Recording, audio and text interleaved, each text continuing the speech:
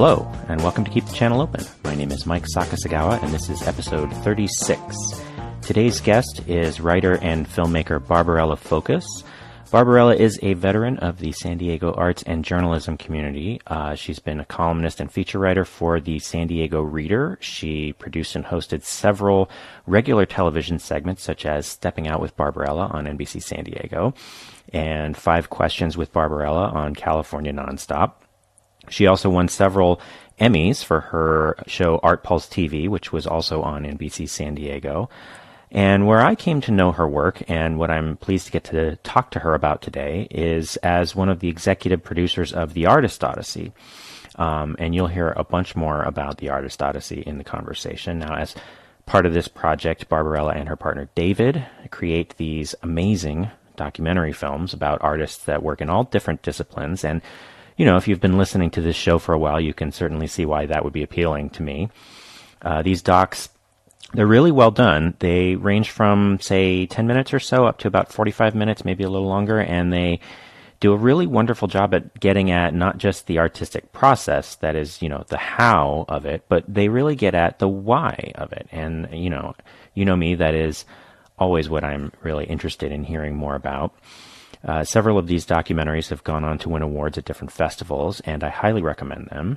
You can find more information and watch them online at theartistodyssey.com, and I put a bunch of links in the show notes for that. Let's just jump right in, shall we? Here's my conversation with Barbarella Fokos. So, the reason that I sort of became aware of you and your work is because of the Artist Odyssey, if we could just sort of jump right in.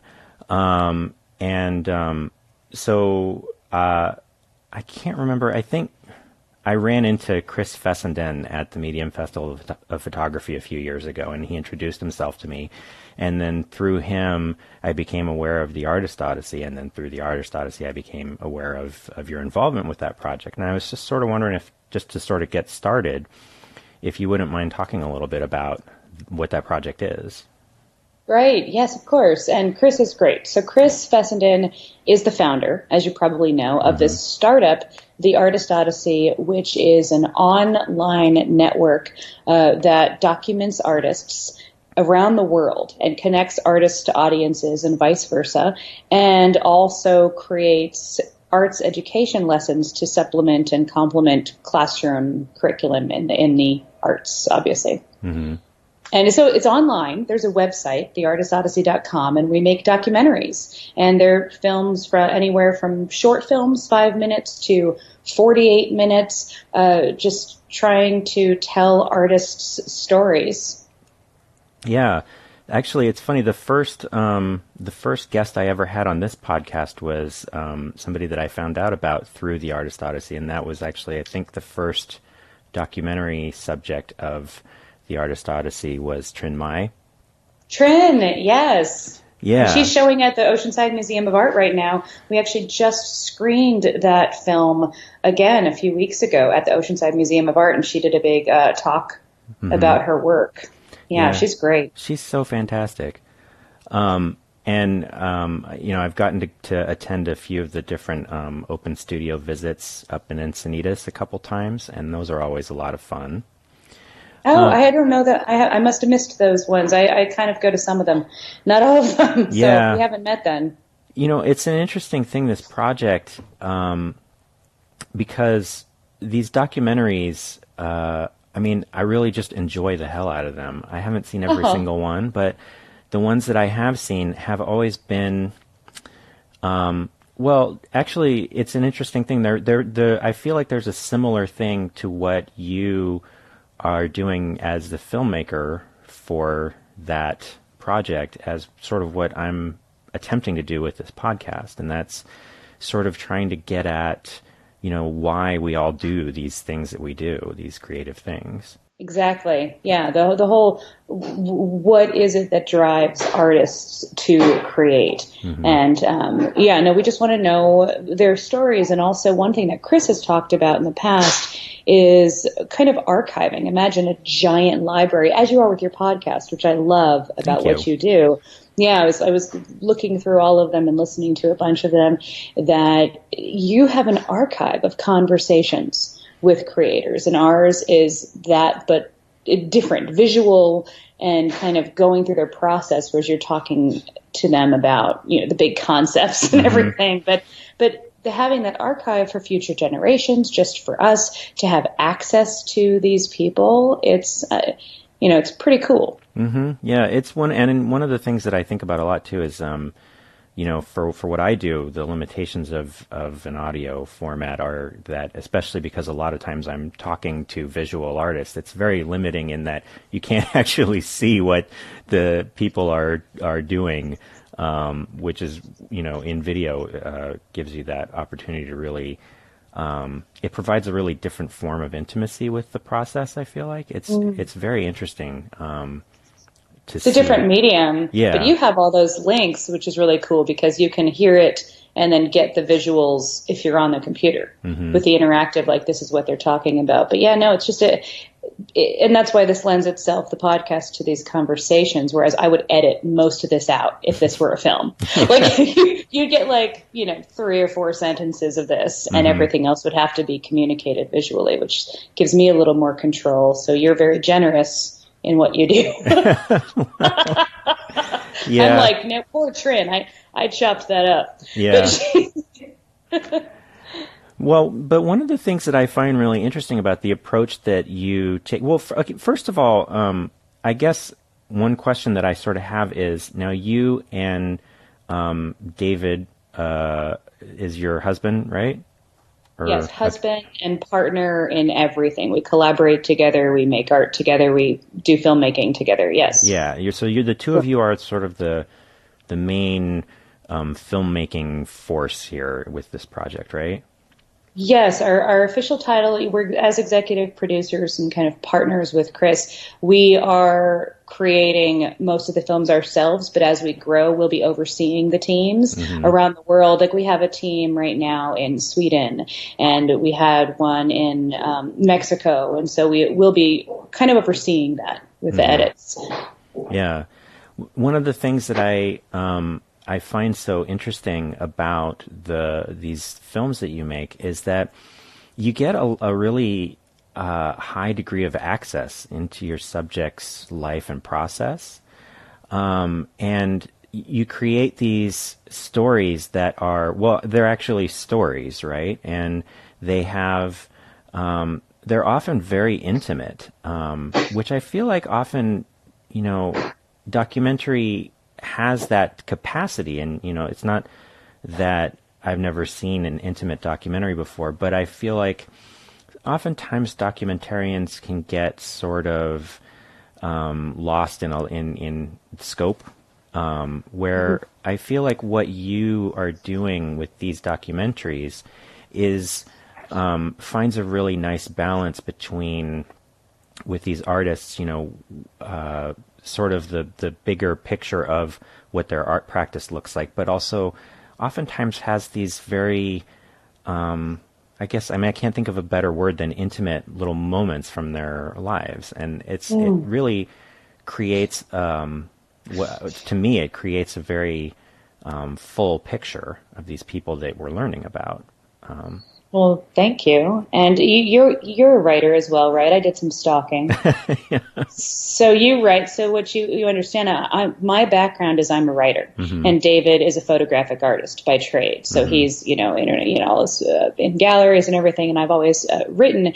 And when we approach these, I always say I'm the narrative and he's the visual, and it's about human connection. So you can show people, you can show their artist statements and listen to them giving their dissertations and everything, but ultimately nobody's connecting to that. So what I like to do is, as I would if I were interviewing for a feature story, is try to, the details tell the story, get those little details and learn more about the emotional aspects of the people's day-to-day lives.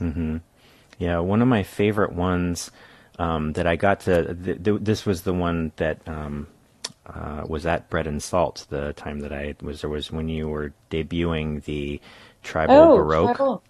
That was just nominated for Best Short Documentary today in the San Diego Film Awards. Oh, wow. Congratulations. Yeah, thank you. Okay, sorry. Didn't mean to cut you off. No, not at all. I think that's really fantastic. I mean, I'm always really happy to hear about, stuff I like getting awards, or at least, being considered for it. So, but that one in particular really stood out to me, that you get to see so much of these people's lives, and I don't know, there's something about the two of them. There's this real tenderness between the two of them that comes out in the documentary, that I don't know would necessarily be apparent just from watching their performance, So it was really fascinating to me to get to see that. And that was and thank you again. That was just about a 30-minute film, and I think I sat down, and the interview that ended up being 20 minutes of audio, I interviewed them for over 4 hours for that, and and then kind of followed them around and asked them about their daily lives. But I think when you get people really relaxed and communicating, and you build rapport, and you open up and you start talking about all these things, who they are comes out. I mean, those are the moments you have to kind of wear them down. like I joke, with Trin, but I joke and I say, you got to make them cry. And then, you've hit something, make them angry, make them cry. And when we presented that together, I joked that I was pinching her just off camera, but no, she was really, you push and push until and by wear them down, I mean, you wear down all of these walls we put up between us, all this veneer of who we want to be perceived as. And the more you pick and chip away at that, the more you get to the person who can then relate to everybody. Yeah, and it's interesting too, because, I feel like artists in particular, art has such, because art is a communicative medium, that often the artists that, at least to me, seem the most resonant, often will have, their art is very much themselves, that there's this authenticity or vulnerability in what they're doing, and it can be very exposing. But then at the same time, oftentimes I feel that artists as people, as separate from their work, can be very controlled about what kind of persona they present, and so being able to sort of see past that, and get at sort of the real, the real. The only word I can think of is meat, but I don't know if that's a good word. Well, we are all made of it, so yes, I guess that works.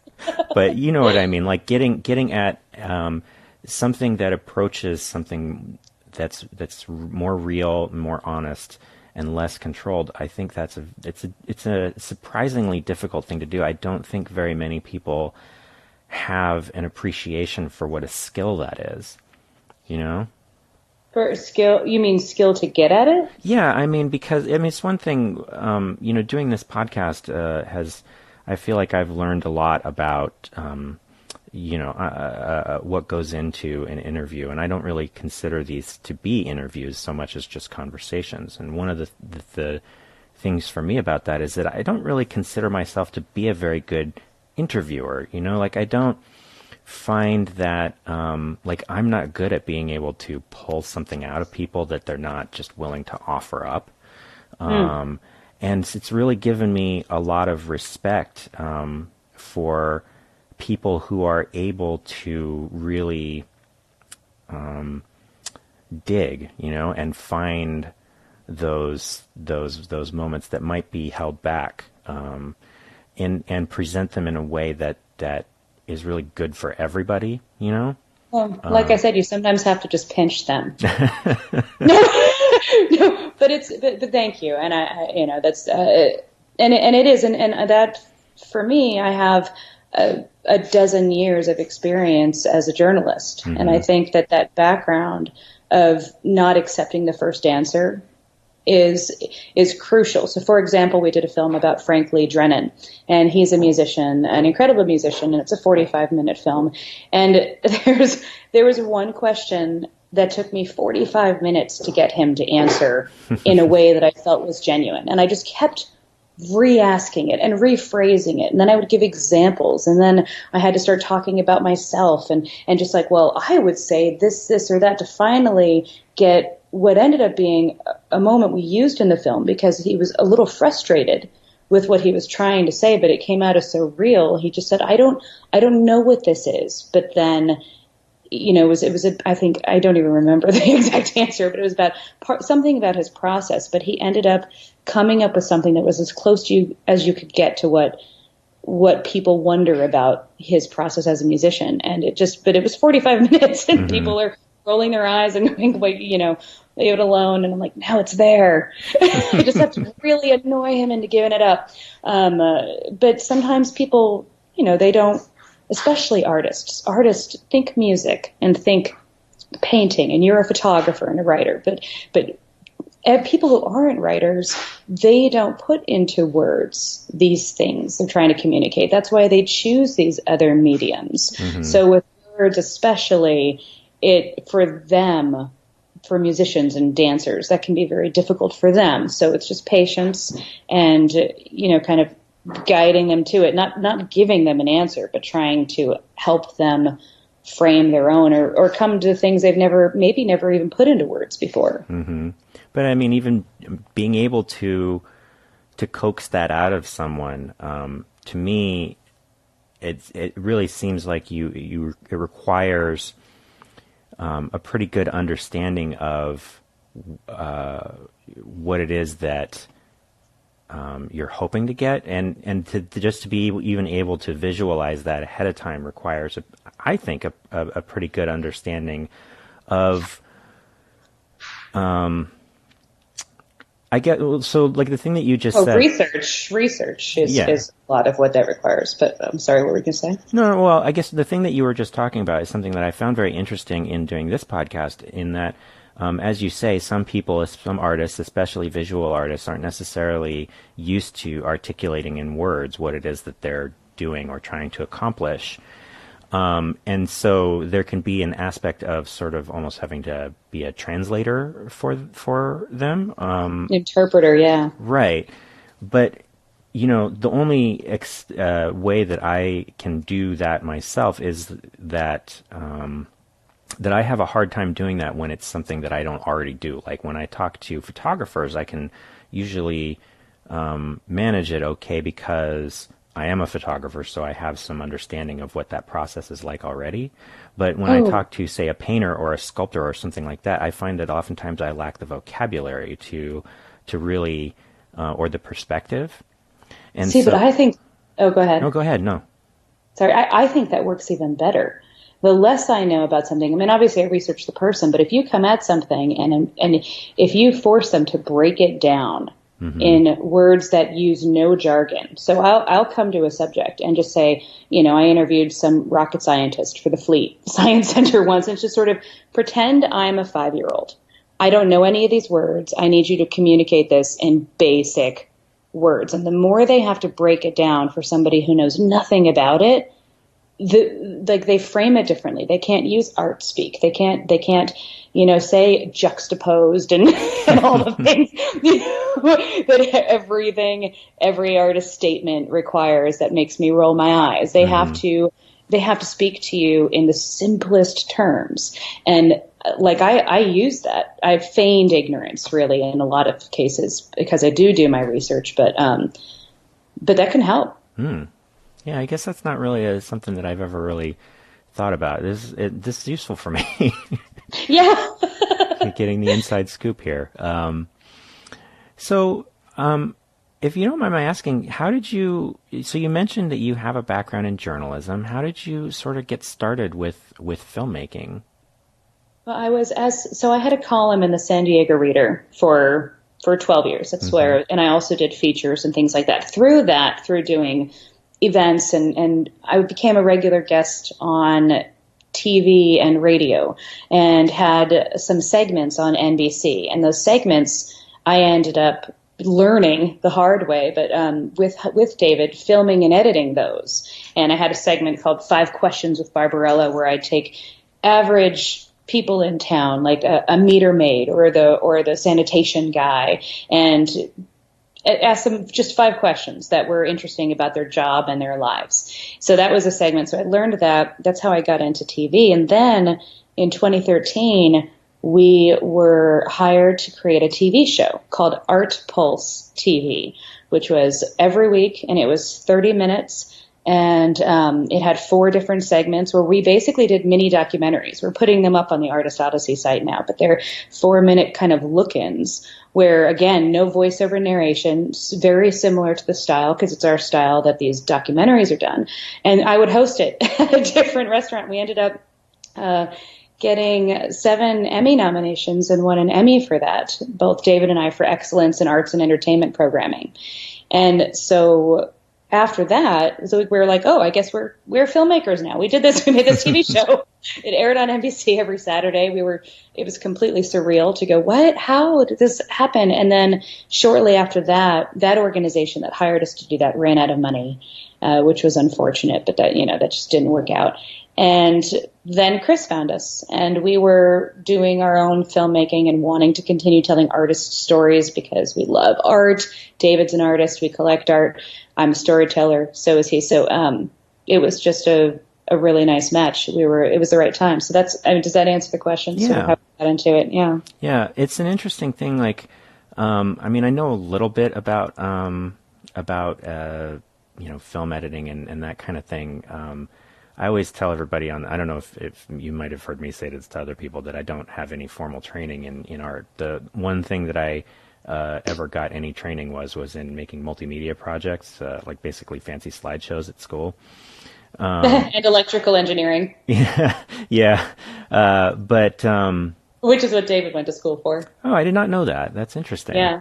It's funny. Yeah.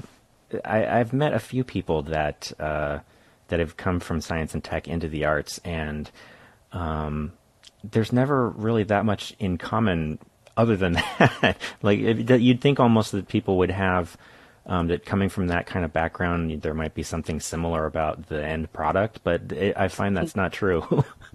But there's a lot of that. We've featured a lot of artists who are scientists by trade, or were scientists, but that's why STEAM, STEM is STEAM. I think it all goes together. Mm-hmm. Yeah, it's a thing that I wish more people on.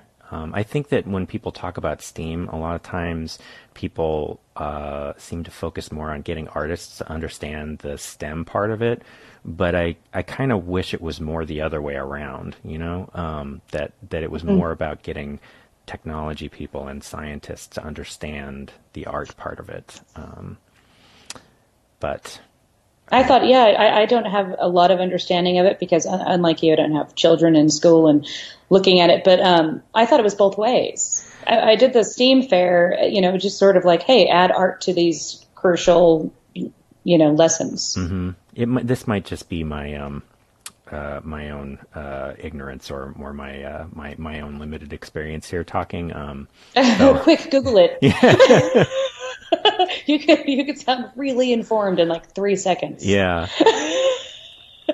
But so, sort of getting back to the thing I was saying, that the process of writing and the process of editing film together, there's some similarities to it, but they're also fairly distinct from each other.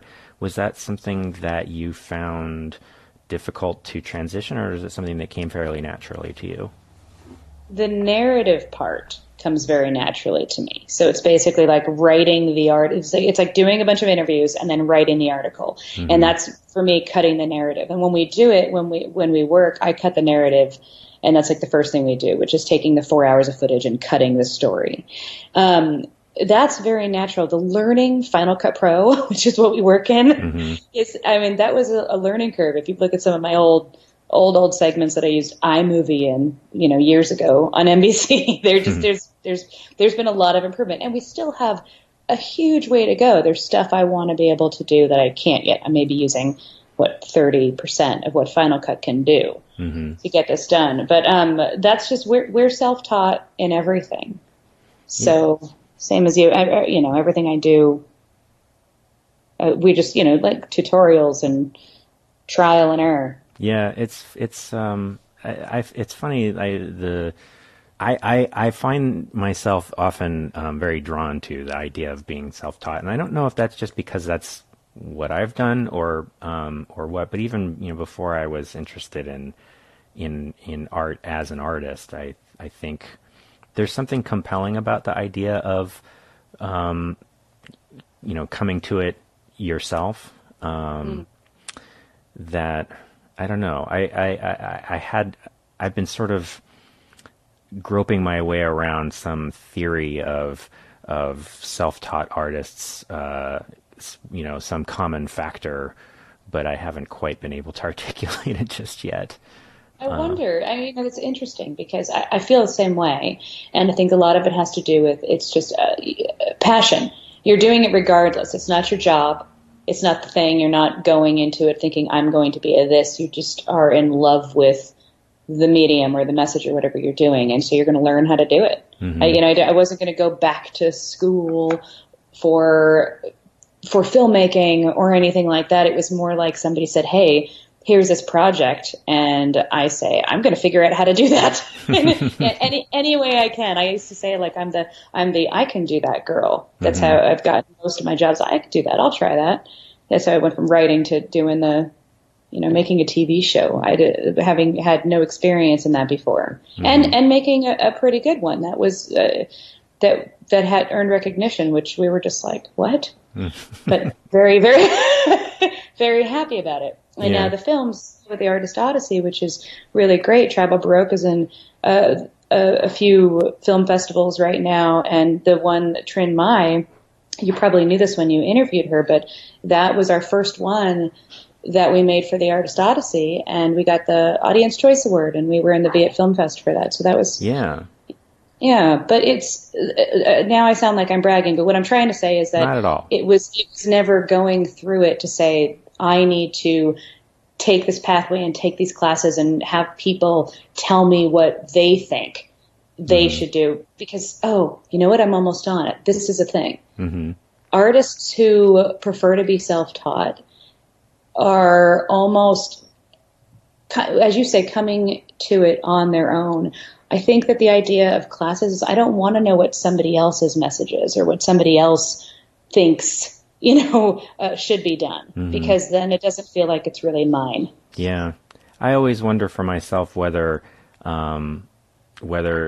sometimes I wonder if there is, if I might have saved myself a little bit of pain having somebody explain things to me, at least some of the stuff. For sure. But then would you have learned it? Yeah, I don't know. Maybe. Yeah. I could have used some tips along the way for sure, but I don't know. So something scrappy and fun about just making it there. It's because the journey is also not to sound trite, but the fun is in that. It's like when I travel, I love the airplane just as much as we're getting to wherever I'm going. It's the same thing. I love the I can do that. What? And it's all part of the fun. That's why we do it. Yeah. So, how much are you involved with choosing the subjects of these films? Very. Okay. So, and how, like, one of the things that is really, sort of notable about this project is the breadth of, different types of artists, and like, it almost seems like no two people are the same, but, there's really a lot of diversity in approach, a lot of diversity in style, a lot of diversity in medium, not all of these people are people that you would necessarily know about ahead of time. For me, at least, many of them were people I didn't know about until I watched these documentaries. And so I was just kind of curious, like, how do you go about finding these people to be subjects of these films? Well, it's a bunch of different ways, and again, as we grow, it's very much nascent. We're at the very beginning of this, so a lot of it is word of mouth to an extent, and then research. For example, Trin was somebody who was already involved with the Artist Odyssey before David and I came on. She was working with Chris, and so she was just a very clear first subject. Tribal Baroque, I was at a party the year before we made that film, a friend's backyard party, and they had hired this magical fairy duo to perform. And David and I were both brought to tears. We're attached at the hips, so wherever we're together, and shared a look and thought we need to feature them, and just knew regardless of anything we'd be making a film about them. So that was just one of those senses, what's unique, what's different. The other ones, it's it's how we come upon them, and I only have like 7 to talk about. So instead, I'll say how I chose artists for the Art Plus TV, which is how we're going to approach this. Is we would go out and search. We would, we're looking for a certain kind of medium, or we're looking in a certain city, and we would search artists' resource pages and lists of artists involved with organizations, and we go through looking at their statements and looking at their work and just seeing what's something people might not have seen before, and what is something that maybe they saw before, but this is a new way, and trying to show that variety and curate them. So you're not doing 10 musicians or 10 dudes in a row, where you have different perspectives from different points of view. Yeah. That's, for it's me, like curating. Yeah. It's something that I, obviously I think about a lot, trying to think about who I'd like to talk to for this show. So far, I've always, the list of people that I would like to talk to has always remained longer than the list that I have talked to. So that's awesome. Yeah. And it will continue, because there's no shortage of people, and there's no shortage of artists. And we were often told by people who possible investors or everything like that for back with the show and with the Artist Odyssey, will you find enough people to cover?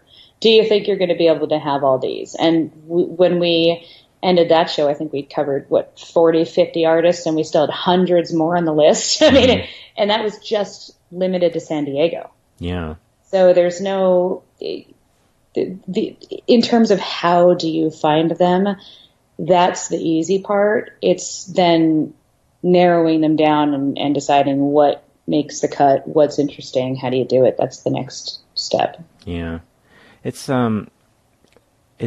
like being, having done a project like that where it is focused on San Diego, as the Artist Odyssey is not, specifically San Diego focused. But it's something that I always sort of like to get people's thoughts on what your view is of the San Diego art scene.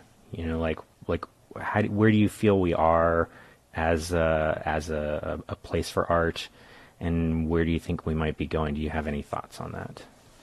Definitely. And I know that Kinsey at Bread and Salt just hosted, didn't they just do a panel discussing the art scene in San Diego and what's good and what's bad? And I think that San Diego, the art community in San Diego right now seems very neurotic about itself, more neurotic than I am, like super neurotic. And it's just like, oh my God, are we good enough? Are we a big city? And the thing is, are we at the level, which frustrates me when people talk about the level of the work, because I think that's just ridiculous. There's a huge community of artists here. What is lacking is a community of collectors who appreciate art and can support it. So it's more, people come here for the weather. They're not coming here So there's a sort of mentality that, and even, I won't name names, but there is somebody who is a known collector in town, is known to collect and known to be a big supporter of the arts, who kind of nickels and dimes artists, and there you have these collectors and your biggest allies who are looking for free things in order to help get your word out. And you don't see that in other cities. There's a community value or valuation of art, and that is what's lacking here. The artists are of the highest caliber, and I know that because I traveled the world for art. David's represented in 16 galleries around the world. We travel for art all the time, see shows everywhere. And, you know, there's this whole like hand wringing and are we good enough is just ridiculous. The thing is, I think if we had more art critics, Pincus was a great one. We do have, Kinsey and Seth Combs and a few others I'm probably forgetting, Voice of San Diego and City Beat. But we used to have Robert Pincus as well. If we had stronger, more diverse, and more vocal art critics, I think that would have an influence on the public, which is what's lacking in my view. Yeah, it's an interesting thing. I know I've talked to several people who've made similar observations about the lack of a collecting community here. Yeah, It's one of the things that I've definitely heard people, artists, complain about is the difficulty of, if you're in San Francisco or New York or LA, you can. It's not easy, but it's easier there to make a living as an artist than it is here, and so it's always like I don't know. I read an op-ed. I don't know, this was maybe a month or two ago, about some guy that was talking about why he finally left San Diego, that he just couldn't... Oh, I read that, yeah. Yeah, he couldn't deal with having to give stuff away for free all the time. I feel very ambivalent about that kind of thing, just because I can certainly understand that frustration, but I don't know. I don't know if anybody should feel obligated to be here, but I do kind of wonder about, I don't know, where we're all going if people are going to leave. Wait, do you mean should the artists feel obligated to be here? I mean, I get that, and I read that, and that's actually what sparked the panel. That was the first article, and then there was one written kind of to rebut it, and that is what sparked the panel I've read and saw. But they're here, they're just selling elsewhere. For example, Andrew Sierra Garcia and his giant light sculpture that was beautiful, and it's in front of this huge public piece it's currently at Basel IE. I did a post about it. I'm doing blogging on the Artist Odyssey too, with shows around town. But here's this gorgeous sculpture. It's about $100,000, but it's gigantic for a public or a company. We have huge money, tech and bio companies here and communications companies, and he's not charging that much for it, for what it is. And it's just beautiful and gigantic. And it was at Art San Diego, and I look at that and I think that, yeah, part of me thinks if this was in another city, it would have been scooped up in a heartbeat. Yeah. But that has to do with the buyers. Yeah. I don't know what I can certainly do about that kind of thing, but it is something I think about from time to time. I'm always trying to figure out what I can do to help support the arts community here a little more. You're doing it. Well, thank you. Yeah. It's true. Thank you. I listen to your Ginger. This is artists. That's the thing. But people, it's an awareness, and think it's marketing, as sad as it is. It's marketing. And when we have artist rock stars, as they're starting to come up, Melissa Walter, who is been showing up everywhere, and a friend of mine, and NASA designer turned artist, or when they're talked about a lot by many different periodicals and publishers, and just people that recognition, they almost have a stardom. And I think that, as sad as that is, that's going to help, because you almost need a stardom and that bit of celebrity and rock star quality recognition. Yeah. In order to have people go, oh, that's worth what it is worth. Yeah. Yeah. So we're about, I think 35, 40 minutes in at this point. So we should probably switch to the second segment soon. So why don't we take a little break, and then we can come right back and do that. So for the second segment, I always invite my guests to bring a topic of their own, which can just be anything that you find interesting or important to talk about. What's on your mind today? Well, it's related to the whole subject. There's a bazillion things on my mind because I'm insane. But I want to talk about the definition of art and art versus craft, because I have some very specific opinions about that. Maybe I ask you first, huh, Glenn? Oh my. So, I think, like a lot of people, this is something that I think every artist has to sort of contend with that question, at least occasionally. For me, the distinction between art and craft is that craft is the means and art is the end.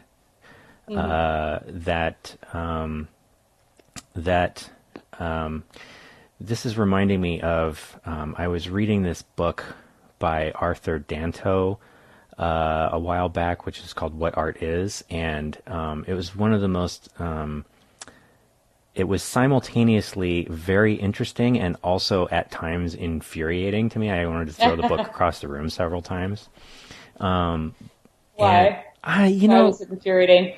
There were just certain things that felt very sort of, I don't know, self-congratulatory or solipsistic at times, and some of the arguments that he was making about how things ought to be interpreted really seemed to, in my opinion, rest on this idea that he understood better than everyone else did, which was really annoying to me.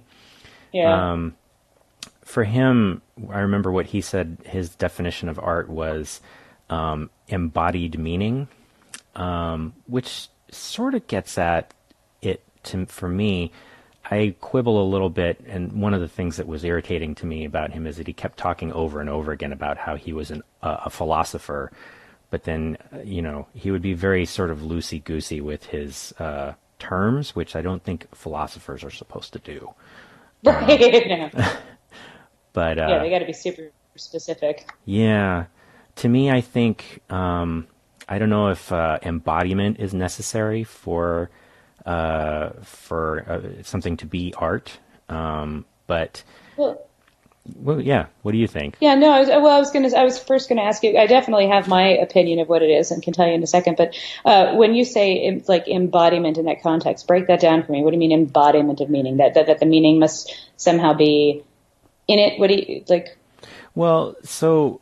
The way that he was sort of using that phrase, it sort of implied that this is meaning that is sort of realized in some sort of physical form, which I don't think, I'm not really sure if that is necessarily what I would agree with. I'm not sure that, for example, that sort of is a little bit discounting the possibility of certain digital forms being considered art, and certain performance styles being questionable as to whether or not they'd be art. And so, I mean, I guess that's me being a little picky about the semantics. But I'm still confused. So you say it's the embodiment in the medium. You mean the actual like physical medium has to somehow include? I mean, no, you said meaning. I don't understand. I don't understand. I think the whole like embodiment and meaning are such loaded words. Like yeah. what? Yeah, okay. Well, let me tell you what I think it is. Sure. And then but I'm left confused on that. And I'm gonna go look it up. Okay, It's almost certainly entirely my fault. So no, it's just the words. They can yeah. mean so many different things that I'm always like, what exactly does that mean? With like examples. So when you say he thinks that if digital art, I don't understand how embodiment and meaning have to do with digital art being art, for example. Yeah. Like I don't understand how those two go together, because is he saying that the digital art doesn't have embodiment? Is that what you mean by the word embodiment? Yeah, I mean, it wasn't something that he directly dealt with. He was really mostly interested in talking about sort of Renaissance paintings and then Warhol.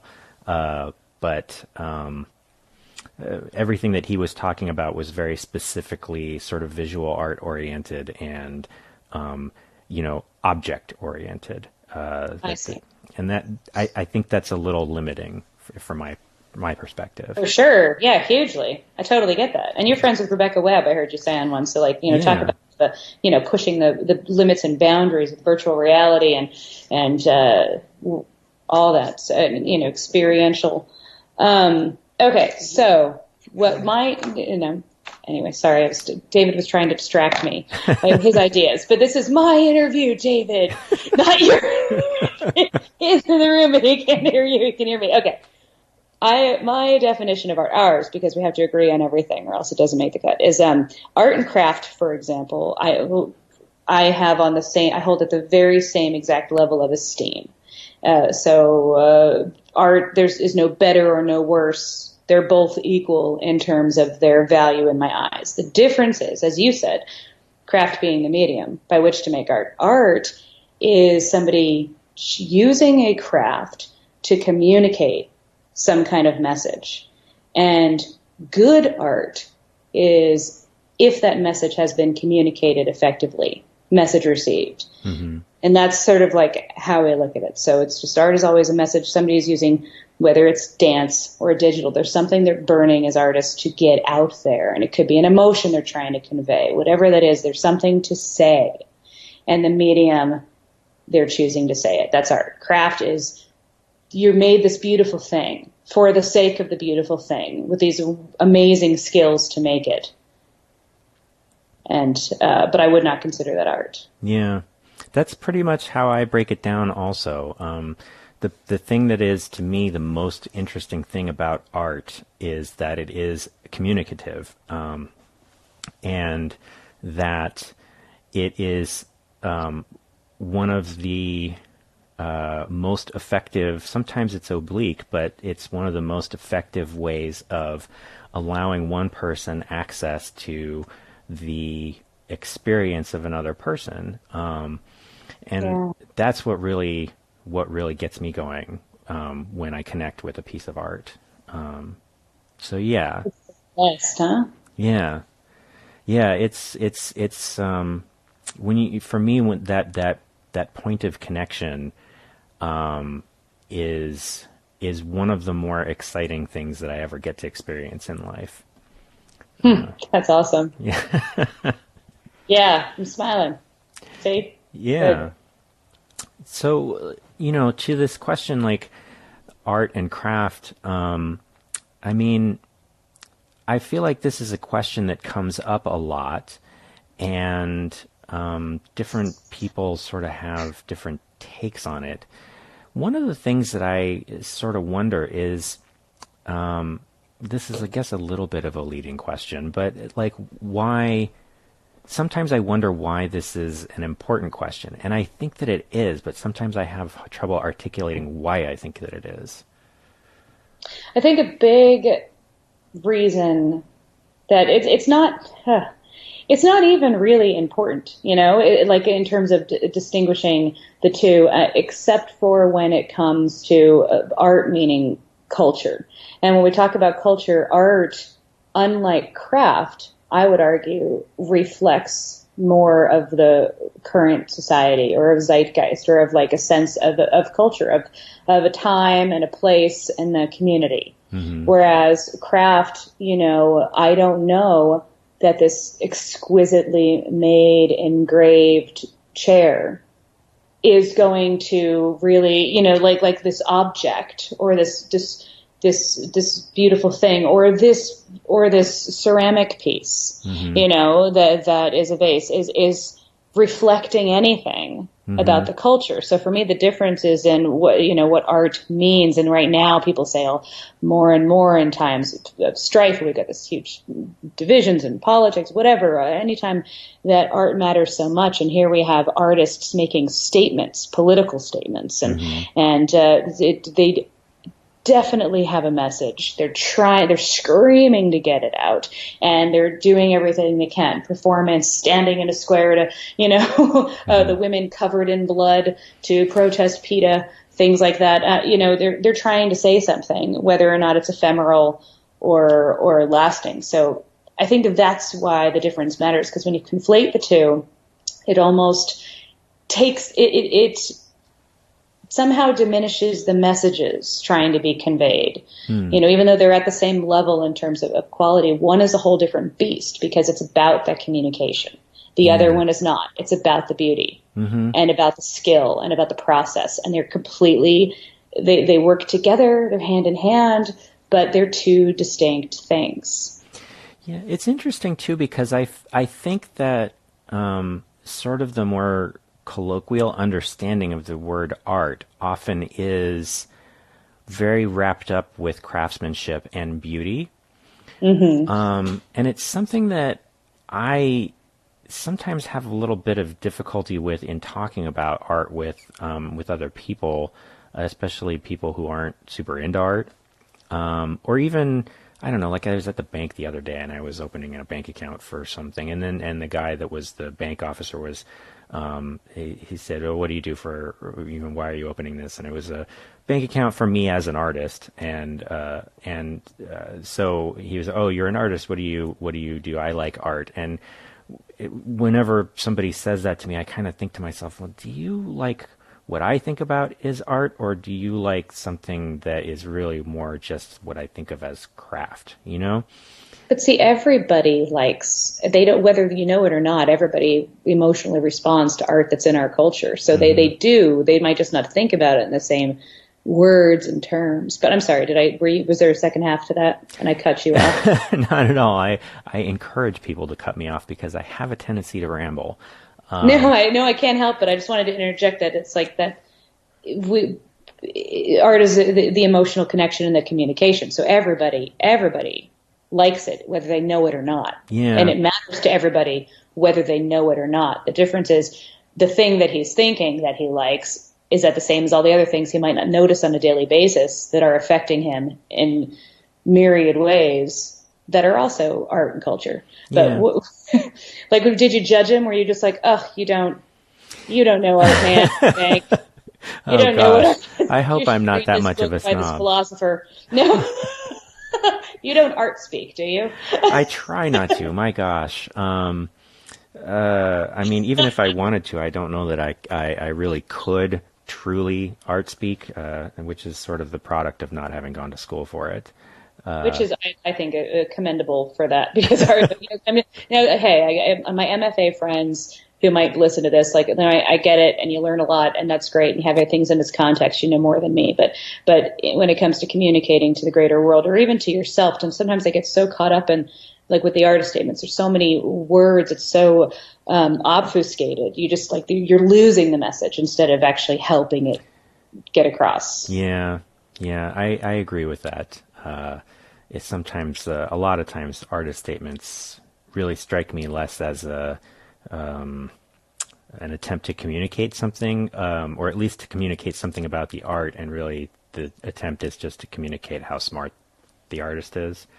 Or they're insecure about the work itself and feel like they have to Emperor's New Clothes it in order to get you to to not understand enough. Oh my God, people are going to hate me. I didn't say that. Go ahead. I don't care.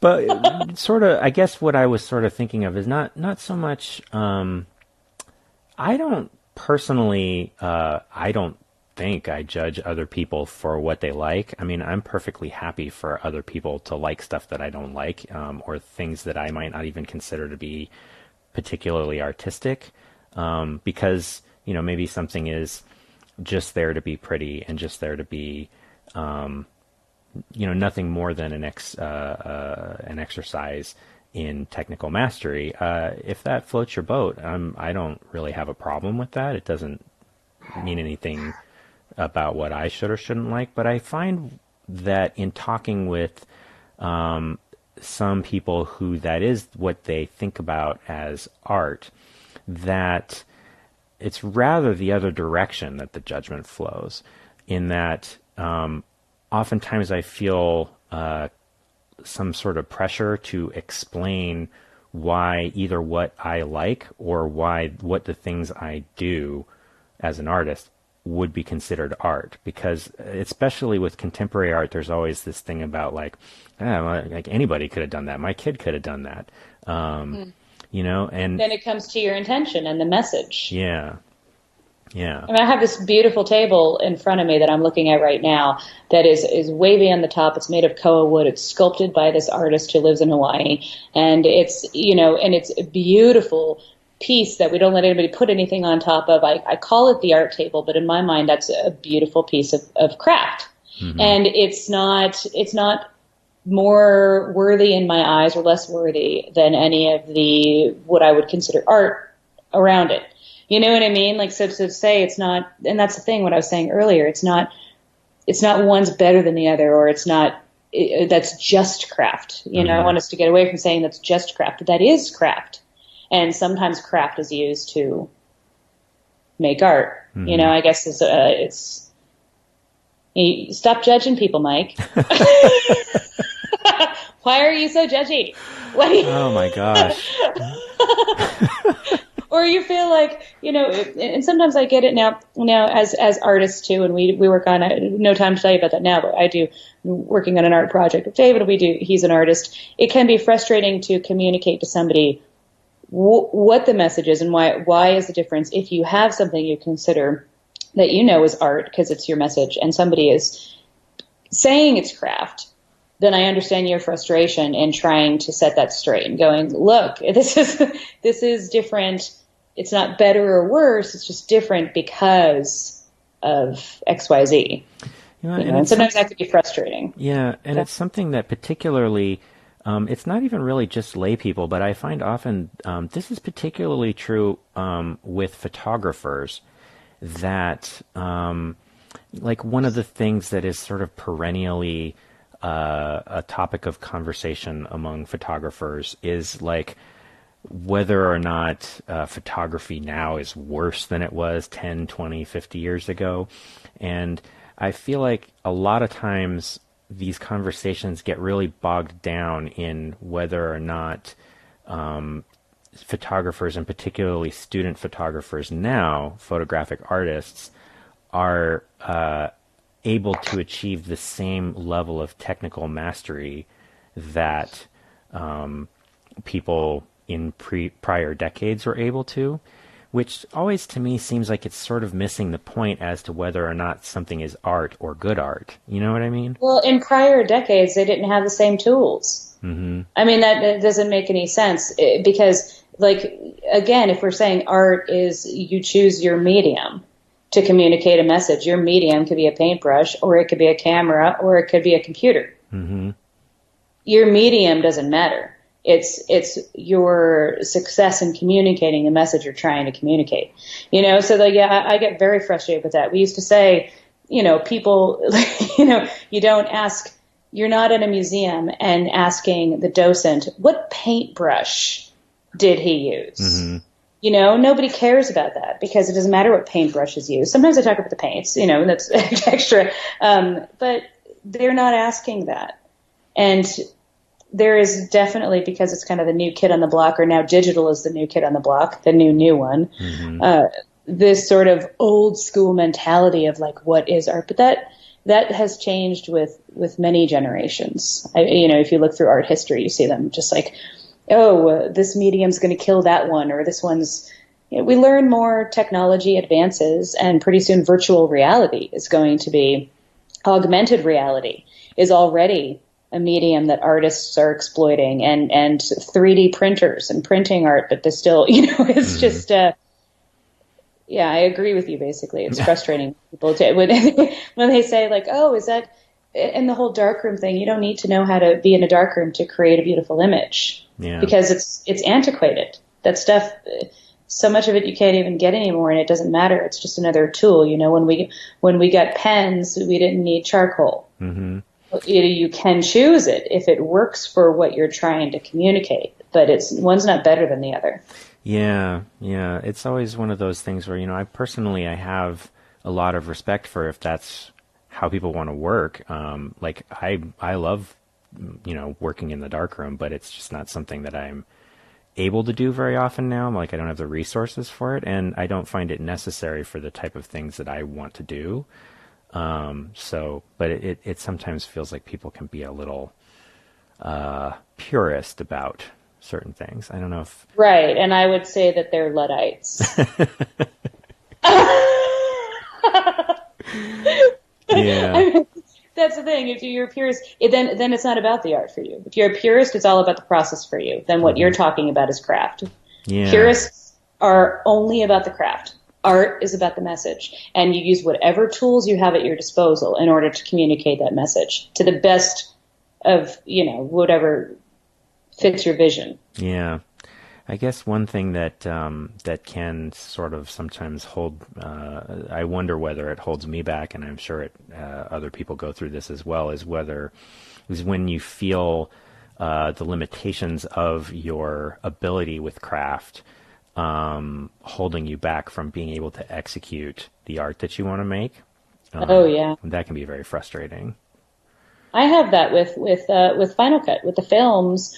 I am aware of my my limitations, and I'm like, if only I have this idea for how that could look, but I don't know those special effects. Mm-hmm. And we could bring people in at some point and have in the past and might in the future. But there's a limitation there. Then you learn. You get better. You get better at your craft in order to better communicate your message. Yeah. Well, hopefully we can all continue to progress in that way. I don't know. Yeah. Until I'm dead, I hope so. Yeah. Well, hey, I really appreciate you taking the time to talk with me. I had a good time speaking with you. Where can people find you online? Well, thank you, and I had a great time too. This was always fun. And online, there are two places people can find me. One is theartistodyssey.com for those artist documentaries. And my hub with all of my projects is divabarbarella.com. Perfect. Well, and that's, yeah. Yeah, thank you so much. Okay, so as you just heard, you can find more of Barbarella's work at divabarbarella.com, and you can find more about the Artist Odyssey at theartistodyssey.com. I put links to both of those in the show notes. The day before this episode airs, Tuesday, March 28th, brand new documentary had a premiere screening, and, there's always new stuff coming out, so if you want to stay up to date with that, and especially if you're in the San Diego area, you can get on the TAO mailing list by emailing events@theartistodyssey.com. And that is our show. If you'd like to get a hold of me, ask a question, lodge a complaint, or really just anything, you can email me at podcast@keepthechannelopen.com. You can also find me in the show on Twitter at ChannelOpenPod or on Facebook at facebook.com/keepthechanneleopen. If you enjoyed today's episode, or indeed any of our conversations, please leave a review on iTunes. I put a link in the show notes for that, and it's an easy and free way to help boost our rankings and get us some new listeners. If you'd like to directly support the show, you can donate to our Patreon campaign at patreon.com/sakeriver. That's sake like the drink and river like river. There's a link in the show notes for that as well. And, even just $1 per month is greatly appreciated. If you'd like to subscribe to the show, you can do that on iTunes, Stitcher, SoundCloud, or your favorite podcast app.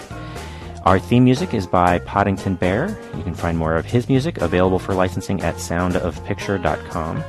Next time, our guest will be photographer and musician Jonas Yip, so be sure to come back for that. And until then, remember, keep the channel open.